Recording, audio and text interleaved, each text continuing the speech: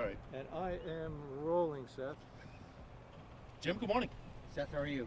Very good. We're here at the training facility. A beautiful morning today, but it looks like Saturday, maybe a little rain in the forecast. How's that going to affect your handicapping? Well, I don't think it'll affect it too much. We've got a very firm turf course right now, and any moisture that falls on the turf I think will be welcomed, especially for some of the Europeans. And for folks who don't follow Woodbine regularly, just give us a little overview of maybe some factors that they want to play into their handicapping. Jockeys, trainers to watch out for, any track biases that may be prevalent? Well, I think the course itself, the turf course itself, the E.P. Taylor turf is very unique. It's on the outside of the main track, and it appeals to Europeans, to big galloping type horses. And you'll see a lot of horses even from the United States that come that are just getting up in races at Belmont or Saratoga, and they come specifically for this wide open turf course with the longest stretch in North America. It allows them that opportunity to rate, get outside, make their move in the lane, and it allows the best horse to usually win. So I think the turf course is really the story of the weekend. Well, speaking of the difference in the courses compared to maybe some other venues, talk a little about jockeys and how important it is to maybe have some experience over the course. It's very important.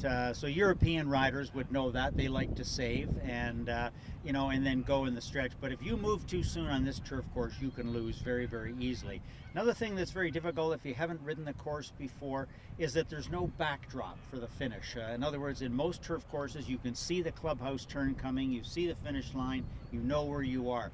Horses can get lost out there, riders can get lost out there, because as they look down the stretch, there's just nothing to show them where the finish line is really. Very good. Let's ask specifically about some of the races. Let's start right out with the big one, Tepin. She had the break down in Saratoga. We talked to Mark Cassidy on our show at Saratoga. About the middle of the Saratoga season, he thought maybe the heat and humidity, which was unusual in its extensiveness during the meet, was kind of affecting her negatively a little bit. But it seems like her work since have been very good. Been off since that big win at Royal Ascot in June. What do you think of Tepin's chances?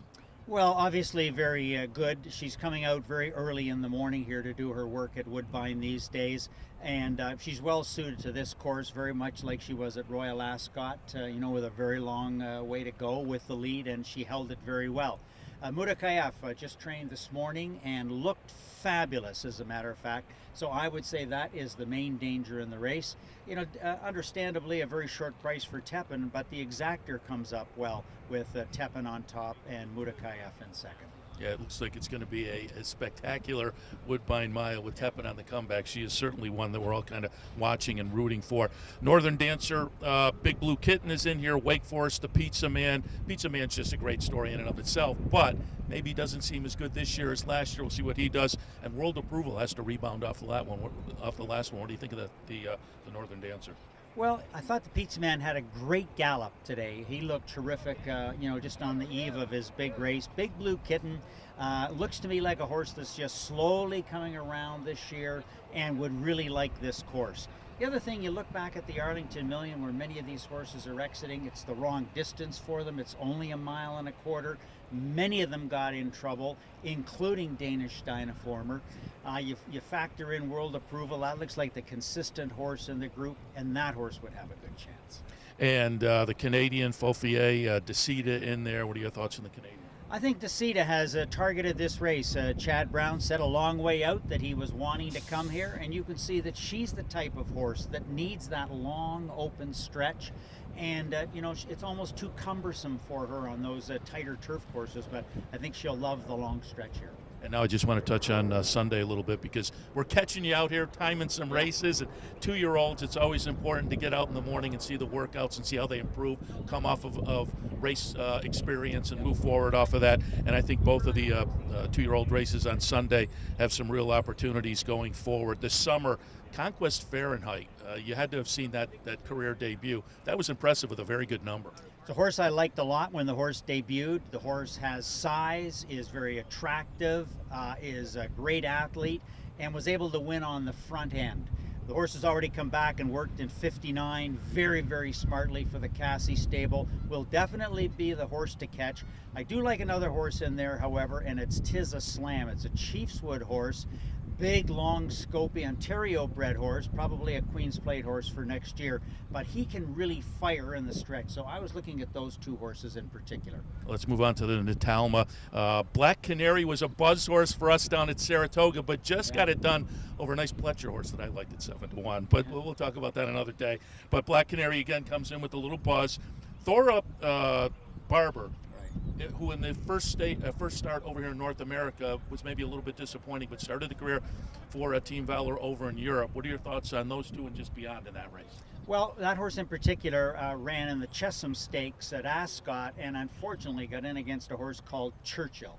Churchill is the star of European racing in the 2-year-old filly division this year. Last Sunday, she won a very, very big race at Leopardstown in Dublin, and looked phenomenal doing it. And she just ran her streak. So when you run against her, you're running against horses that are too tough. I don't think her North American debut was great, but I think she'll settle in now and go forward. And Black Canary, obviously she was down in Saratoga for the career debut, but have you seen anything of her up here since arriving? No, not yet, but a lot of the Cassie horses have been here with really good works, and he plans a long way out. He's had this race in mind for a long time. He's had a good record in this race, and you can imagine that his horses are well positioned. And Jim, just before we let you go, folks can find your selections on the Woodbine website? Yes, they can. It's under the Journal, and we hope you have a great weekend. And perfect ending to the spot right here.